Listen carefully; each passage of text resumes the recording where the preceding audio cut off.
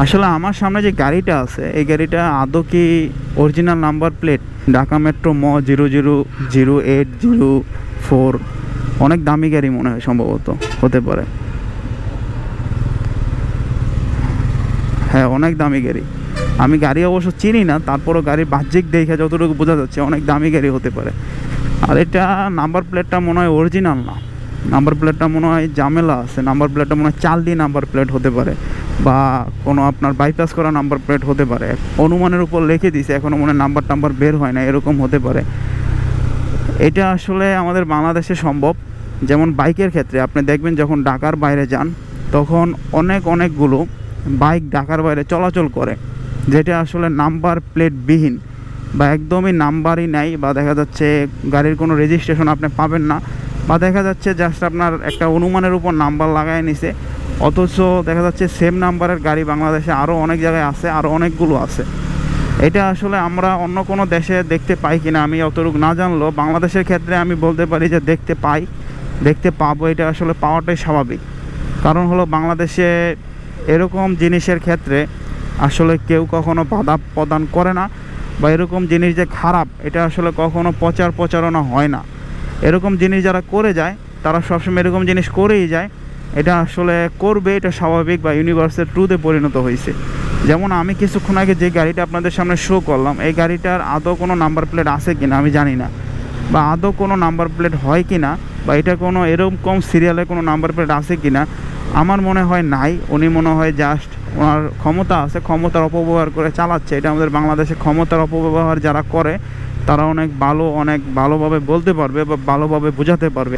এখন আমাদের বাংলাদেশে দেখবেন আপনি বর্ডার এলাকাতে, যেমন কুমিল্লা, ম্যাক্সিমাম কুমিল্লাতে যখন যাবেন তখন দেখবেন নাম্বার প্লেট বিহীন গাড়ি ওই এলাকাতে প্রচুর বেশি। আপনি কুমিল্লা, আমি যেমন কিছুদিন আগে আপনার চাঁদপুরে গেছিলাম, তো চাঁদপুরেও দেখলাম সেমই। কুমিল্লার আশেপাশে তো চাঁদপুর, এই কারণে চাঁদপুরেও সেম। তারপর আমি একবার ব্রাহ্মণবাড়িয়া গেছিলাম, ব্রাহ্মণবাড়িয়াতেও সেম। ওই আপনার ডুপ্লিকেট যে নাম্বার প্লেট, ওই ডুপ্লিকেট নাম্বার প্লেটের সংখ্যা অনেক বেশি। এখন ডুপ্লিকেট নাম্বার প্লেট যদি একটা দেশে থাকে তাহলে সেই দেশে কী সমস্যা হয়, যেমন সরকার রাজস্ব হারায়। আমাদের যদি কোনো দুর্ঘটনা হয়, আমরা এখন সাপোজ ঢাকা মেট্রো ল 65 ব্লা একটা নাম্বারের কথা দেখলাম, আমাদের সাথে সমস্যা করছে বা একটা ছিনতাইয়ের সাথে জড়িত আমি দেখছি, বা অ্যাক্সিডেন্ট করছে। আমি যদি এখন থানায় যাই সে নাম্বারটার নামে কমপ্লেন করি, দেখা গেল সে লোকটারে দইরে আনবে, সে লোকটা থাকে আপনার সাজেক, বা সে লোকটা থাকে আপনার কক্সবাজার, কিন্তু সমস্যা করছে পূর্বাচল 300 ফিটে। এখন এরকম কেন হয়? আমাদের বাংলাদেশে দেখবেন আপনার যেগুলো বর্ডার ক্রস বাইক, বা যেগুলো একটু বর্ডার বা খারাপ উদ্দেশ্যে বাইকগুলো ব্যবহার করার জন্য আনে, বা দেখা যাচ্ছে ট্যাক্স ফাঁকি দিয়ে বাইকগুলো বাংলাদেশে আনে, ওইগুলোর কোনো কাগজপত্র হয় না। ওইগুলোতে ম্যাক্সিমাম যে সমস্যাগুলো করে আপনার চেসিস নাম্বার যেটা আছে এটা বাইপাস করে। এটা নিয়ে আমি একটা ডেডিকেটেড ভিডিও তৈরি করব, তারপর আপনাদের এই ভিডিওতে হালকা পরিমাণে ধারণা দিয়ে রাখি। ওইটা বাইপাস করে একটা আপনার 19-20 নাম্বারের সাথে যেমন মিল আছে, এরকম নাম্বারের সাথে চেসিসের সাথে মিল আছে, এরকম নাম্বার আর কি দিয়ে দিচ্ছে। এখন এটা আমাদের বাংলাদেশে সম্ভব, কারণ আমাদের বাংলাদেশে আসলে ঢাকার বাইরে ওই রকম ট্রাফিক পুলিশ, হাই রোডে ছাড়া এলাকা ভিত্তিক ট্রাফিক পুলিশ অত একটা কঠোর না। আমি মনে হয় আমার লাইফে আমি অনেকগুলো তো ট্যুর ট্রাভেল করছি আলহামদুলিল্লাহ, জীবনে বাংলাদেশ বলেন বাংলাদেশের বাইরে বলেন, বাইক দিয়ে অনেক ট্যুর ট্রাভেল করছি। এখন ট্যুর ট্রাভেল করার ক্ষেত্রে আমি এতটুকু দেখছি, আমারে শুধু এই যে এইবার যে ঈদের পর, রোজার ঈদের পর আমি ঢাকার বাইরে গেলাম, এই রোজার ঈদের পর ঢাকার বাইরে যখন গেছি চাঁদপুরে, তখন আপনার আমাকে আর্মি অথবা পুলিশ একত্রে একটা চেকপোস্ট করছিল, সেই চেকপোস্টে আর কি আমার চেক করছে।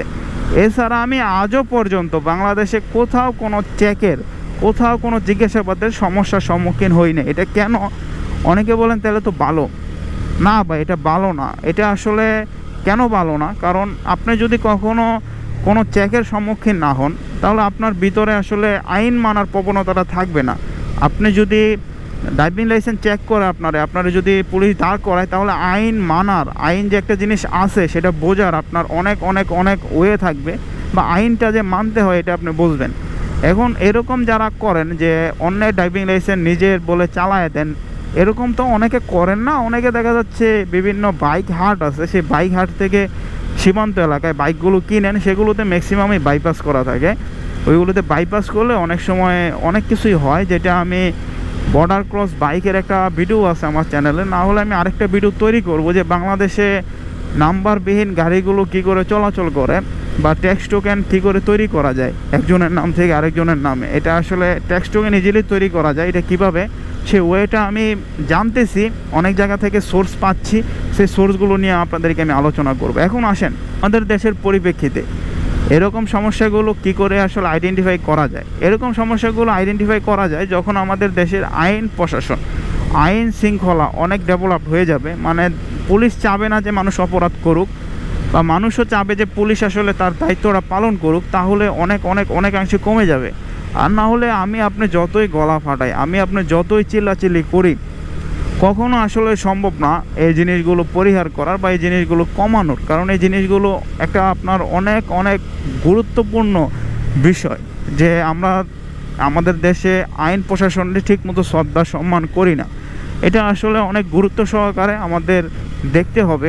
ভবিষ্যতে যারা আমাদের নীতি নির্ধারণ লেভেলে বসে আছে, তাদেরকে আসলে এই জিনিসটা অনেক সহজভাবে ভাবতে হবে, এই জিনিসটা অনেক সহজভাবে করতে হবে। না হলে আমি যে কিছুক্ষণ আগে একটা গাড়ি দেখালাম, সেমভাবে রাস্তার ভিতরে অনেক বাইক আছে, লটস অফ বাইক আছে। যেমন আমি ওদিন মাওয়া গেছি, মাওয়াতে দেখলাম আমাদের সাথে সাথে যে বাইকগুলো যাচ্ছিল বা আশেপাশে এলাকা থেকে যে বাইকগুলো যাচ্ছিল, 90% বাইকের নাম্বার নাই। এরকম আসলে চলতেই থাকবে, চলমান প্রক্রিয়া হতেই থাকবে, বহমান প্রক্রিয়া।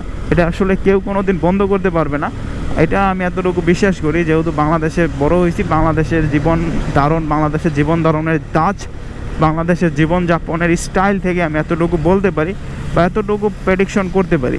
সো অবশ্যই ভিডিওটা কেমন হয়েছে, কী বিষয় নিয়ে ভিডিও চান, সেটাও কমেন্ট করে জানাতে পারেন। আর আমি ভিডিওটা একদম র্যান্ডমলি শ্যুট করছি, কারণ জানি না কয় মিনিট হয়েছে।